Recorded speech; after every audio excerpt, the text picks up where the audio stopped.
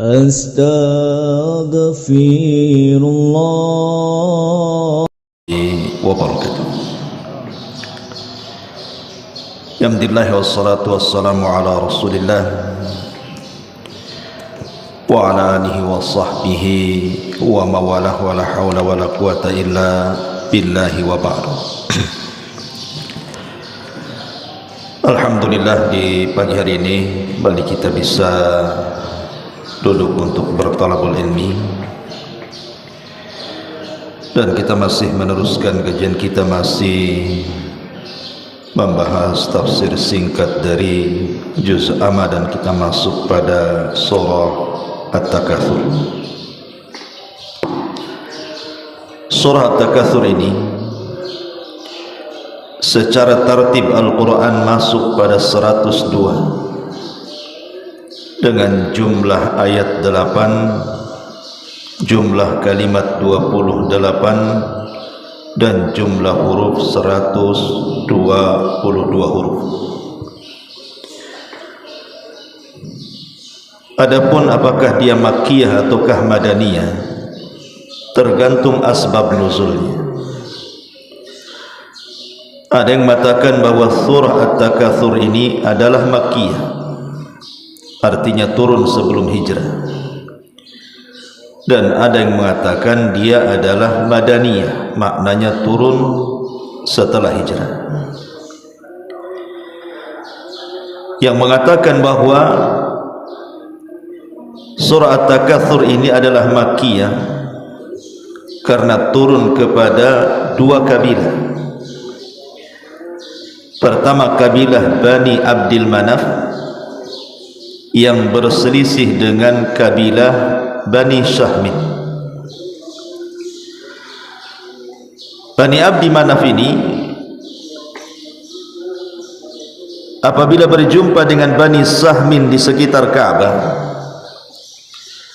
maka mereka saling berbangga dengan hasab. Beda hasab, beda nasab. Kalau nasab itu ke bawah, kalau hasab itu ke atas. Jadi mereka berbangga dengan kakek buyut mereka, sehingga kata Bani Abdi Manaf, kakek buyut kami ini begini dan begitu. Di antara mereka mungkin kalau zaman sekarang ini ada yang jadi presiden, ada yang jadi menteri, ada yang jadi wali kota, ada yang jadi jenderal, dan begitu seterusnya. Mereka menghitung-hitung orang-orang yang sukses dari kakek buyutnya. Bani Syahmin pula tak mau kalah.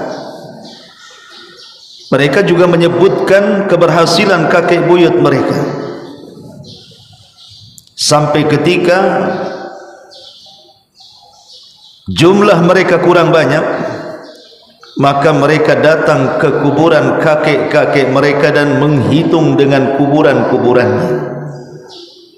Makanya Allah mengatakan hatta zurtumul maqabir, sampai menghitung kuburan. Lo bayangkan, nih kuburan ini nih mantan jenderal, yang itu mantan wali kota, ini satpol pp, ini dihitung-hitung.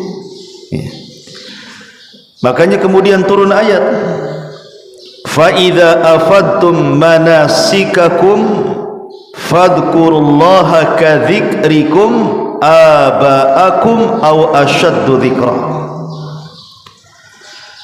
Apabila kalian selesai melaksanakan manasik-manasik kalian, maka ingat Allah. Perbanyak menyebut Allah sebagaimana kalian memperbanyak menyebut bapak-bapak kalian. Turun ayat ini. Kalau menyebut bapak kalian sedemikian hebatnya, harusnya mengingat Allah jauh lebih hebat dibandingkan itu. Ini peristiwanya di Mekah, sehingga surah At-Takatsur ini menurut asbab nuzul ini adalah makkiyah. Tetapi dalam asbab nuzul yang lainnya yang disebutkan ahli tafsir, bahwa ini terjadi perselisihan kepada orang-orang Khazraj dan Aus, cikal bakal orang-orang Ansar. Khazraj dan Aus ini satu kakek, satu buyut bahasa kitanya. turunan daripada orang yang namanya Ma'us Sama. Jadi kakek buyutnya namanya Ma'us Sama, air dari langit. Nama orangnya Ma'us Sama. Kenapa disebut Ma'us Sama? Saking dermawannya sampai dijuluki Ma'us Sama. Adapun neneknya dari Kailah, maka disebut Bani Kailah. Itulah turunan Khazraj dan Aus yang belakangan dua kabilah ini masuk Islam dan menjadi Ansor. Lah Khazraj dan Aus ini selalu bertengkar, bahkan berperang, dan mereka pun saling berbangga dengan buyut mereka sampai menghitung kuburan juga. Sehingga Allah turunkan Alhaakumut Takatsur hatta zurtumul maqabir, melalaikan kalian at-takatsur, memperbanyak menyebut kesuksesan bapak moyang kalian sampai kalian zurtum, datang ke kuburan, menghitung kuburan. Bayangkan, begitulah tradisi orang-orang jahiliyah, al-fakhru bil ahsab wa ta'nu fil ansab. Satu sisi berbangga dengan hasab kakek buyut mereka, sisi lain mencela nasab orang. Maka di zaman Nabi SAW ada dua orang yang berbangga dengan nasab, kemudian mencela nasab orang lain dan mengatakan kepada kawannya, tahukah kamu siapa saya? Ana fulan ibn fulan, ibn fulan ibn fulan, ibn fulan ibn fulan, sampai 9 buyutnya dia hafal. Tah makan apa orang Arab itu? Kok bisa hafal kakek buyut mereka itu?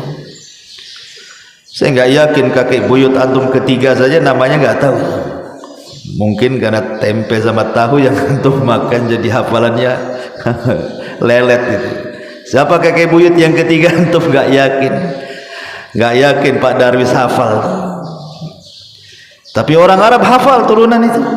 Nasab itu mereka hafal tuh, mereka atas. Tiba-tiba mencela kawannya dan mengatakan, amma anta fala ummalaka, adapun kamu saya enggak yakin sehebat aku nasabnya gitu. Sebutkan nasab. Maka dia pun mengatakan, tunggu dulu, saya pun punya nasab yang bagus. Disebutkan ana fulan ibn fulan ibn fulan. Datang Nabi, kemudian mengatakan, hentikan perbuatan jahiliyah kalian ini. Kemudian Nabi SAW menyebutkan satu kisah di zaman Nabi Musa.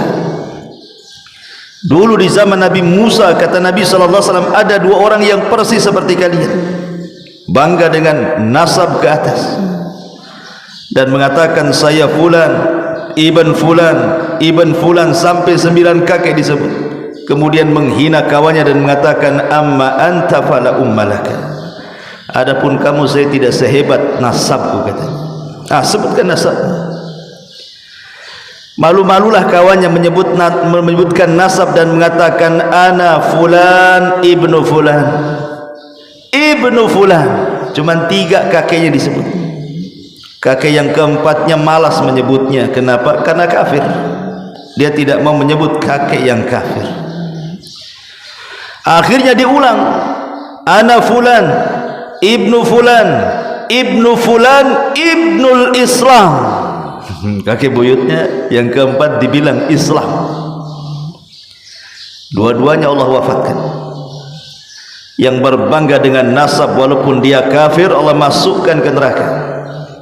Dan yang satunya Allah masukkan ke sorga karena bangga dengan nasab muslim. Bayangkan, orang ini masuk neraka bukan karena berzina, bukan karena membunuh, bukan karena zalim, hanya menyebut kakek buyut saja masuk neraka. Kenapa? Karena ada unsur kesombongan di sini. Sama dengan di Jawa itu, kalau bagian-bagian keraton, daerah-daerah Jawa Tengah yang masih kental dengan keraton itu, mereka kan kadang-kadang merasa darah mereka lebih biru daripada darah antum. Antum darahnya merah, mereka biru. Ya, mereka itu saling berbangga dengan nasab kesultanan kan? Atau secara umum di masyarakat kan? Kamu nggak tahu ya siapa bapak saya? Emang bapak kamu siapa? Mungkin bapaknya jenderal atau polisi itu. Ngapain berbangga dengan orang tua? Bangga itu dengan diri sendiri. Ma'asyiral muslimin yang dimuliakan Allah, ini satu penafsiran. Penafsiran yang kedua, maksudnya alhaqumut takatsur hatta zurtumul maqabir. Melalaikan kalian at-takatsur. Ada sebuah riwayat ketika Nabi SAW membaca ayat alhaqumut takatsur ini, beliau kemudian mengatakan di hadapan para sahabat, dan ini dikeluarkan Imam Muslim dalam sahihnya dari hadis Mutarrif dari bapaknya, dia mengatakan, ataitu Nabiy sallallahu alaihi wasallam wa huwa yaqul alhaqumut takatsur. Kata Mutarrif dari bapaknya, dia mengatakan, aku datang menemui Nabi ketika itu Nabi membaca alhaqumut takatsur, telah melalaikan kalian at-takatsur, bermegah-megahan atau dengan dunia kalian. Kata Nabi SAW dalam riwayat Muslim, beliau mengatakan, yaqulu ibnu Adam mali, yaqulu ibnu Adam mali wa maluk, ya ibna Adam laisa laka min malika illa ma akalta fa afnaita aw labista fa ablaita aw tasaddaqta fa abqaita wa ma siwa dzalika fa dhahibun wa tarakahu linnas. Kata Nabi SAW, alhaqumut takatsur, melalaikan kalian berlomba-lombanya dengan dunia. Anak Adam mengatakan, mali, hartaku. Lihatlah hartaku, mana hartamu? Maka Rasul mengatakan, wahai anak Adam, tidaklah dari hartamu itu kecuali yang kau makan pasti hilang, yang kau pakai pasti usang, yang kau sedekahkan itulah yang sebenarnya harta. Karena semua harta ini akan hilang dan akan ditinggalkan, kemudian diambil para penerusnya jadi warisan. Jadi penafsiran yang kedua alhaqumut takatsur, artinya di sini takatsur, kalau tadi penafsiran pertama berbangga dengan banyaknya kakek buyut mereka yang berhasil, tapi penafsiran yang kedua takatsur di sini artinya terlampau menyibukkan mencari dunia sehingga melalaikan dari ketaatan kepada Allah, sehingga Allah katakan hatta zurtumul maqabir, sampai kalian ziarah ke dalam kuburan. Maksudnya sampai kalian mati, baru kalian tahu gitu ya, bahwa selama ini terlalaikan dengan harta. Setelah kematian baru dia mengatakan, Rabbi laula akhartani ila ajalin qarib la asaddaqa wa akum minas salihin. Ya Rabb, hidupkan aku sesaat supaya aku bisa bersedekah. Manfaat ucapannya, innaha, di mana ayatnya itu? Qala rabbi rji'uni la'alli a'malu salihan fima tarak, kalla innaha kalimatun huwa qailuha. Itu kalimat angan-angan saja, mustahil orang mati dibangkitkan. Lalu kenapa kemudian bahasanya hatta zurtum? Zurtum itu artinya ziarah. Karena di dunia ini kita ini hanya ziarah saja. Kita sedang berziarah ke dunia ini karena tujuannya bukan dunia. Dunia ini tempat ziarah saja.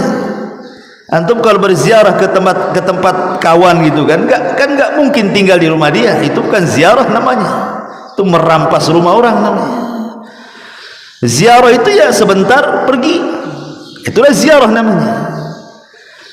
Allah bahasakan dengan hatta zurtum. Zurtum itu artinya berziarah. Dunia ini tempat berziarah, sehingga tidak perlu kemudian dilalaikan. Karena hakikat dunia itu sebenarnya disebutkan dalam surah Al-Hadid ayat 20. Inilah khulasah bahasa saya. Khulasah itu apa? Ringkasan tentang hakikat dunia itu. Jadi kalau antum tahu hakikat dunia itu apa, baca surah Al-Hadid 20. i'lamu annamal hayatud dunya laibun wa lahwun wa zinatun wa tafakhurun bainakum wa takathurun fil amwali wal aulad. Ketahuilah sesungguhnya kehidupan dunia ini hanyalah satu permainan, dua sendau gurau, tiga perhiasan, empat saling berbangga di antara kalian, lima berlomba-lomba dengan kekayaan, dan yang keenam berlomba-lomba keturunan. Inilah ringkasan dunia. Dunia ini hanya di empat perkara ini, di enam perkara ini. Pertama, permainan. Dunia ini permainan saja. Yang kedua, sendau gurau, ketawa ketiwi sana sini. Yang ketiga, perhiasan, berbangga-bangga dengan mobil, dengan rumah, dengan tanah, perhiasan saja. Atau saling bangga, berbangga diri karena saya kaya, yang lain miskin, saya pejabat, yang lain rakyat, dan begitu seterusnya. Atau berbangga dengan kekayaan, atau berbangga dengan keturunan. Makanya Allah Subhanahu wa taala mengatakan fala taghurrannakumul hayatud dunya. Jangan melalaikan enam perkara ini, karena ini bagian daripada tipu daya dunia. Di sini Allah Subhanahu wa taala mengatakan alhaqumut takatsur hatta zurtumul maqabir. Ulama mengatakan bahwa hakikat harta itu at-tajmi'u wat-tafriqu. At-tajmi' wat-tafriq. Apa tajmi' dan apa tafriq? Tajmi' itu artinya mengumpul-ngumpulkan. Kalau tafriq itu artinya meninggalkan. Itulah hakikat harta. Dikumpul-kumpulkan harta itu banyak-banyak, habis itu ditinggalkan. Coba lihat orang-orang kaya itu, yang harusnya mereka sudah pensiun ya, dengan kekayaan itu cukuplah ngasih makan anak turunan sampai 7 turunan itu. Semakin tua makin sibuk pula dia buka cabang, cabang sana, cabang sini, bercabang-cabang perusahaannya. Lalai bahwa dia akan mati. Lihat bos-bos besar itu, lihat matinya, tiba-tiba ketimpa tronton mati. Dibawa kekayaannya, enggak juga. Lagi main futsal kena semput jantung mati. Lagi main golf kena jantung mati. Kalau sudah mati loh, harta yang dikumpulkan dari dia akil balik sampai dia tua kemudian mati, siapa yang mewarisi? Yang mewarisi itu anak keturunannya. Tidak juga harta miliaran dimasukkan ke dalam kuburannya, gila. Makanya hakikat harta itu dikumpul-kumpulkan, habis itu ditinggalkan. Kan aneh gitu ya. Dari kecil kita cari uang, beli tanah, buat rumah, beli kendaraan, habis banyak hartanya, tiba-tiba mati. Nah, itulah hakikat harta. Dikumpul-kumpul, habis itu ditinggalkan. Yang senang siapa? Ahli warisnya. Ahli waris itu menangis itu cuma sehari saja, ikhwan. Antum punya kekayaan banyak, mati, ditangisi satu hari itu. 2 harinya sibuk, mana sertifikat bapak, mana berangkasnya, di notaris mana, diurus. Sibuk ya. Jadi yang senang itu ahli waris. Lalu apa manfaatnya? Sementara nanti di akhirat justru yang menjawab pertanyaan soal harta bukan ahli warisnya, dia yang menjawab min aina iktasabahu wa fima anfaqahu. Dari mana kau dapat, kemana kau belanjakan? Bingung dia. Karena orang dengan harta itu ada 4 macam ya. Ada 4 macam orang dengan harta itu. 1, ada orang yang mencari harta dengan halal, diinfakkan ke yang halal. Mantap nih. Yang kedua, ada orang mencari harta dengan cara halal, diinfakkan pula ke yang haram. Celaka dia. Yang ketiga, ada orang yang mencari harta dengan haram, diinfakkan pula ke yang halal. Korupsi untuk bangun masjid. Korupsi untuk bangun masjid. Dari yang haram ke yang halal, diterima infaknya. Innallaha thayyibun la yaqbalu illa thayyibah. Allah itu baik, tidak menerima kecuali yang baik-baik. Yang kuadrat ini, yang keempat nih, diambil dari yang haram, diinfakkan pula ke yang haram. Menang judi untuk zina itu kuadrat dosanya itu ya. Dari yang haram ke yang haram. Itulah manusia dengan harta, tidak lebih dari 4 kelompok ini. Makanya Allah mengatakan alhaakumut takatsur hatta zurtumul maqabir. Di sini Allah Subhanahu wa taala mengingatkan, kalla, jangan seperti itu. Jangan sampai harta dan kekayaan serta dunia ini melalaikan kalian. Jangan seperti itu. Kenapa? Saufa ta'lamun. Summa kalla saufa ta'lamun. Kalla law ta'lamuna ilmal yakin. Subhanallah, Allah menyebut 3 kata ta'lamun. Kalla saufa ta'lamun, satu. Diulang lagi, summa kalla saufa ta'lamun. Diulang lagi, kalla law ta'lamuna ilmal yakin. Ada 3 kalimat ta'lamun di sini.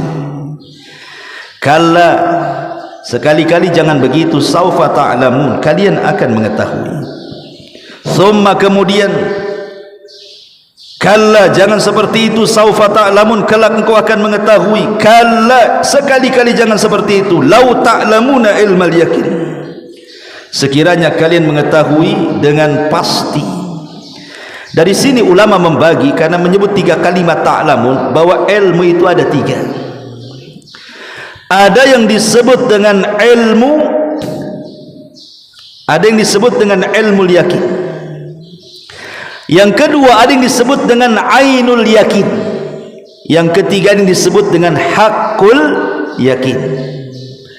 Saya ulangi, ada ilmu yakin, ainul yakin, hakul yakin. Apa maknanya?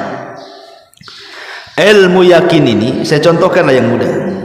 Keberadaan Ka'bah. Dulu di masa jadul belum ada handphone. Handphone itu masih handphone besar itu ya. Udah kalau punya handphone besar itu udah kaya dulu.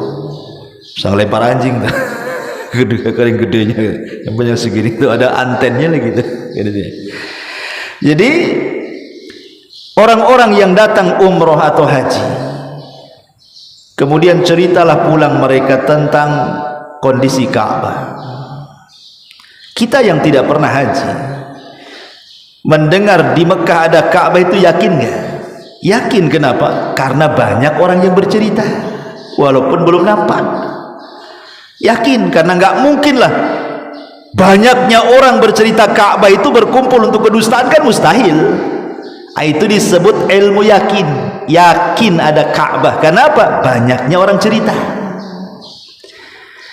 Kemudian setelah lama-lama dari handphone jadul adalah handphone yang canggih. Muncullah YouTube di situ. Nampaklah Ka'bah di YouTube tuh. Kan itu ya. Itu meningkat dari ilmu yakin menjadi ainul yakin. Oh, nampak. Ain itu artinya mata. Matanya nampak. Oh iya, ini Ka'bah ini. Itu ainul yakin. Allah takdirkan pula bisa umroh antum. Nyentuh Ka'bah, nyium Hajar Aswad, itu disebut hakul yakin. Bertingkat ilmu itu dari keyakinan kepada melihat, dari melihat kepada memegang. Makanya ilmu yakin menjadi ainul yakin, menjadi hakul yakin. Lalu apa kaitannya di sini? Ketika Allah Subhanahu wa taala mengatakan kalla saufa ta'lam, sekali-kali jangan seperti itu, kelak kau akan tahu. Kemudian Allah mengatakan summa kalla saufa ta'lamun, kemudian sekali-kali jangan begitu, kalian akan tahu. Kalla law ta'lamuna ilmal yakin la tarawunal jahim. Jangan seperti itu. Kenapa? Karena kalian akan mengetahui kapan? Saat sakaratul maut. Ta'lamun yang pertama ini kata Ali bin Abi Thalib radhiyallahu anhu, artinya saat sakaratul maut engkau akan di situ melihat bagaimana malaikat-malaikat yang mencatat amal kita diperlihatkan oleh Allah Azza wa Jalla walaupun sesaat. Kemudian Summa kalla sawfa ta'lamun. Ta'lamun yang kedua, jangan seperti itu. Sekali-kali kalian akan tahu kapan, ketika masuk dalam kuburan. Kalla law ta'lamuna ilmal yakin la tarawunal jahim. Kemudian ta'lamun yang ketiga, kalian akan betul-betul yakin ketika melihat jahannam. Diingatkan dengan 3 perkara di sini. Jangan seperti itu, jangan sampai dunia melalaikan kalian. Ingat, di sana ada kematian, di sana ada kuburan, dan di sana ada jahannam. Maksudnya dengan tingkatan keyakinan itu maksudnya gimana? Ketika kita yakin bahwa di dalam kuburan itu ada kehidupan, orang muslim harus yakin. Itu disebut ilmu yakin. Bahwa kelak di kuburan itu ada fitnah kubur, ada azab kubur, ada nikmat kubur, harus yakin. Itu disebut ilmu yakin. Kemudian saat masuk ke dalam kuburan, Allah akan perlihatkan bagaimana Munkar dan Nakir mempertanyakan soal 3 perkara. Man rabbuka wa ma nabiyuka wa ma dinuka. Nampak kita 2 malaikat itu. Itu disebut ainul yakin. Ketika betul-betul orang ini tidak bisa menjawab, kemudian disiksa habis-habisan oleh malaikat yang menyiksa orang-orang yang dikubur, yang disebut dengan azab kubur. Ketika dia merasakan sakit, itulah disebut hakul yakin. Ataupun dia mendapatkan nikmat. Atau di akhirat, kita yakin di akhirat itu ada siksa Allah subhanahu wa ta'ala, ada azabnya. Kita yakin, tulis sebut ilmu yakin. Seorang muslim harus yakin, tidak boleh mengingkari ada kehidupan setelah kematian. Kemudian kelak pada hari kiamat, Allah akan mendatangkan jahannam. Waji'a yawma idzin bi jahannam. Jahannam akan datangkan, semua akan melihatnya. Itu namanya ainul yakin. Ketika orang-orang kafir disiksa dan merasakan bagaimana pedihnya siksaan, itu jadi hakul yakin. Baru betul-betul kamu merasakan bagaimana siksaan Allah. Begitu juga orang-orang yang beriman. Ketika mereka yakin di akhirat ada kehidupan, yakin dia.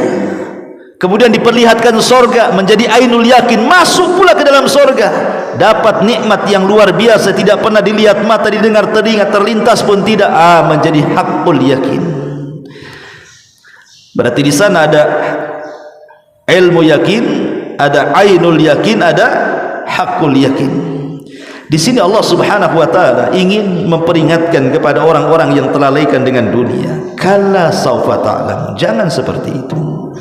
Ada kematian, ada kuburan, dan ada jahannam.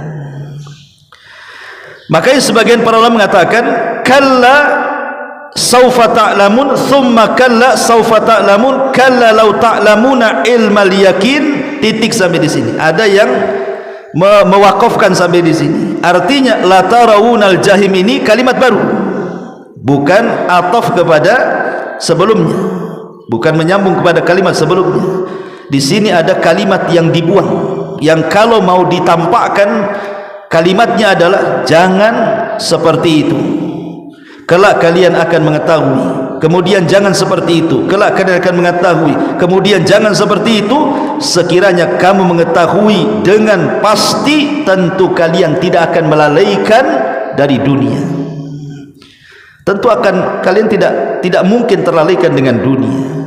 Kemudian jumlah baru la tarawunal jahim, di sini sumpah, wallahi itu maksudnya kalian akan melihat jahannam. Thumma la tarawunah, thumma la tarawunnaha ainal yakin.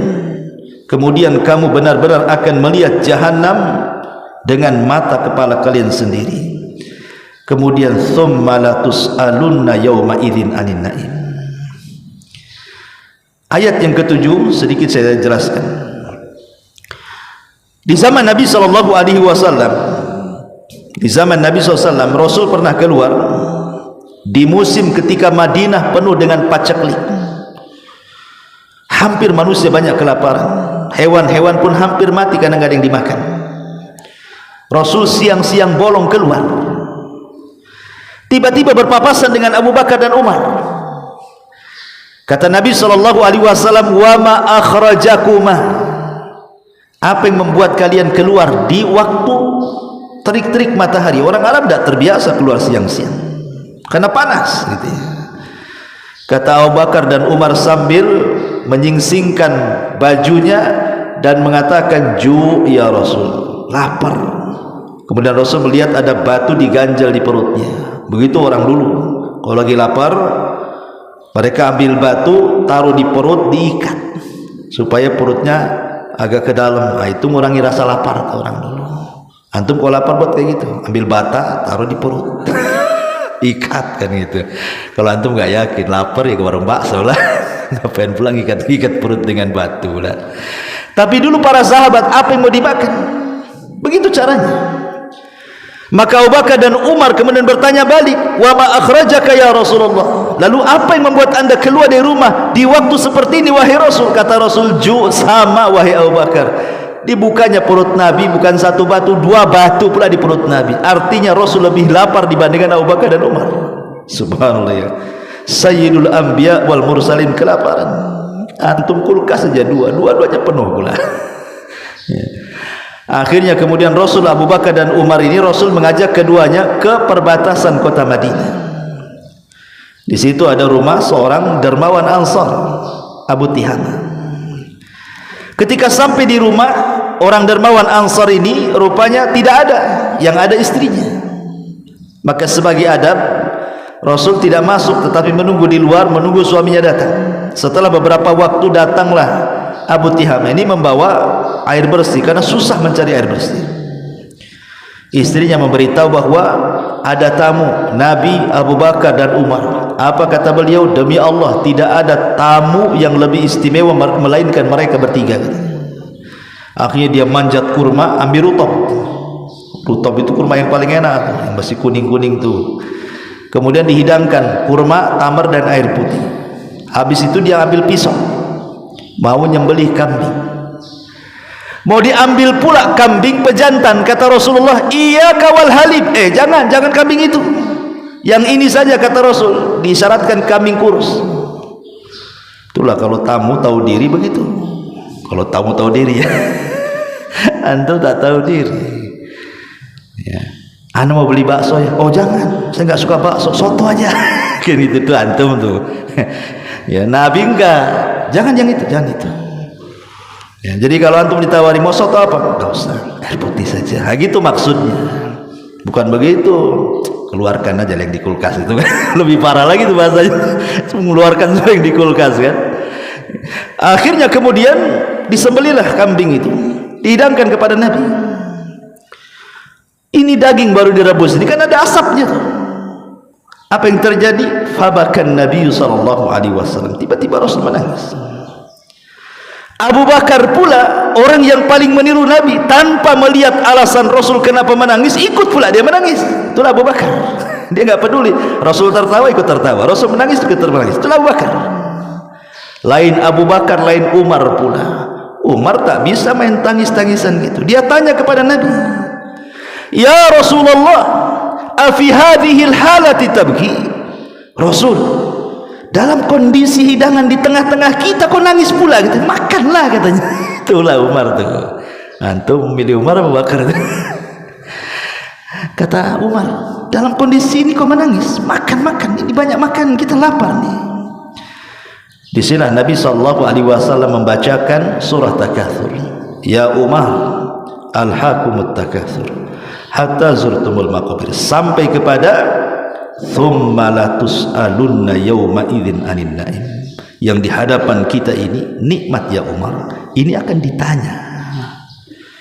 Makanya Allah mengatakan afala yanzuruna ila gimana itu? Tentang ayat falyanzuril insan ila ta'ami. Hendaklah manusia melihat kepada makanan yang dimakannya. Sebagian para ulama mengatakan, apa sih yang akan ditanya Allah pada hari kiamat itu? Tentang apa saja selain nikmat. Pertama, dalam surah Al-Hijr ayat 92-93 yang akan ditanya pertama kali soal amalannya. Fa wa rabbika lanas'alannahum ajmain amma kanu ya'malun. Sungguh demi Rabbmu, kami akan bertanya kepada mereka semua terhadap amalan mereka. Ini pertama. Yang kedua, ditanya soal solatnya, karena ini amalan yang pertama dihisab pada hari kiamat. Awal ma yuhasabu bihil abdu yaumal qiyamah salatu, solatnya akan ditanya ini, karena ini yang menentukan amal yang lainnya. Yang ketiga, soal kehidupannya. Soal kehidupannya, kata Nabi SAW, la tazulu qadama abdin hatta yus'al an arba. Tidak mungkin bergeser kaki anak Adam untuk meniti titian itu sampai ditanya 4 perkara.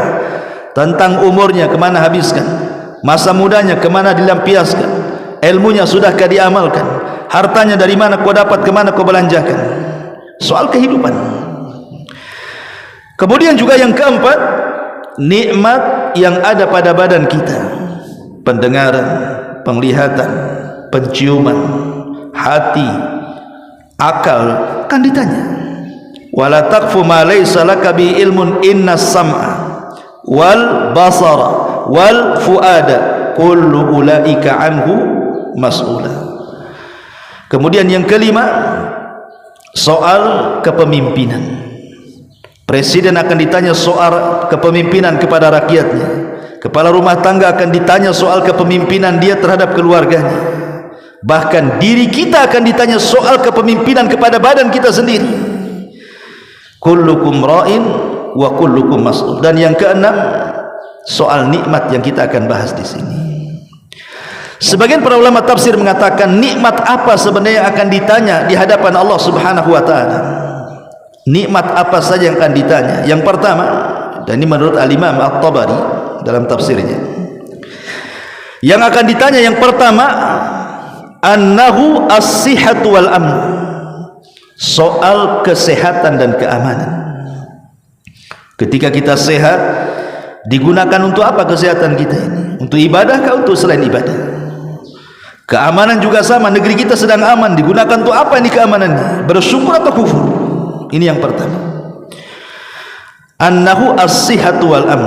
Yang kedua, annahu as-sihhatu wal farag, bukan hanya kesehatan tetapi waktu luang. Karena dua nikmat yang dilupakan manusia itu adalah sehat dan waktu luang. Kata Nabi SAW, nikmatani maghbunun katsirum minhuma as-sihhatu wal farag, sehat dan luang waktu. Karena begini, ada orang sehat bisa berangkat haji tapi sibuk, tak jadi dia haji. Kenapa tak haji? Sibuk. Ini dia. Ada orang tak sibuk, masalahnya tak ada uang, nggak ada uang kan? Kenapa kau tak haji? Kan kamu nganggur gak kerja. Pakai apa kesananya gitu? Kan gitu ya. Tapi ada yang diberikan dua-duanya, uang ada, tak sibuk pula dia, tak berangkat. Ditanya nih, kenapa kau tak berangkat? Maka ini juga akan ditanya nih, as-sihhatu wal farag. Kemudian yang ketiga, annahu al-idraku bil hawasi sam'i wal basar. Tadi sudah jelaskan, nikmat bisa mendengar dan bisa melihat. Ini akan ditanya ini, kemana diarahkan matamu dan kemana didengarkan telingamu? Untuk Quran kah, untuk musik kah? Untuk memandang yang halal kah, untuk memandang yang haram? Akan ditanya. Termasuk juga ba'du ma yut'imuhul insan wa yashrabu, apa yang dimakan dan apa yang diminum, semua akan ditanya. Termasuk juga al-ghada wal asha, makan pagi, makan siang pun akan ditanya. Termasuk juga as-sab'ul butun, terlampau kenyang, itu akan ditanya. Banyak makan kenyang, itu akan ditanya tuh. Antum yang suka nambah-nambah makan rawon dua mangkok, 3 mangkok tuh, itu akan ditanya tuh. Kan itu. Masalahnya masuk juga tafsirannya ini. Orang yang kenyang-kenyang makan ya. Termasuk juga kullu ma taladzahul insan fid dunya min syai'in, semua yang dianggap lezat manusia di dunia semua akan ditanya. Adakah yang tidak ditanya? Ada. 3 perkara tidak akan ditanya. Dan itu disebutkan dalam sebuah hadis dari Umar bin Khattab radhiyallahu anhu. Kata Nabi sallallahu alaihi wasallam, ketika sahabat mengatakan, Rasul, lihat kami aja makan susah, Apakah hanya makan aswadan? Aswadan itu istilah dari tamar, kurma kering dengan air putih. Masa kita makan kurma kering satu dengan air putih akan ditanya, ya Allah, ya Rasulullah? Kata Rasul, ya akan ditanya, kecuali 3 perkara. Tidak akan ditanya. Apa itu? Illa min thalathin, hirqati kaffi biha ar-rajulu awratahu, au kisrati saddi biha jaw'atahu, au hajarin yatadakhalu fihi minal harri wal qurri. Yang pertama, sepotong makanan hanya sekedar untuk menahan lapar. Yang kedua, secercik pakaian hanya sekedar untuk menutup aurat. Dan yang ketiga, kediaman hanya sekedar untuk menaungi dari panas dan hujan saja. Ini tidak akan ditanya. Artinya kalau kita makan ya sekedarnya, nggak akan ditanya. Ya, pakaian yang penting nutup aurat lah, selesai. Nggak usah yang macam-macam gitu ya, nggak akan ditanya.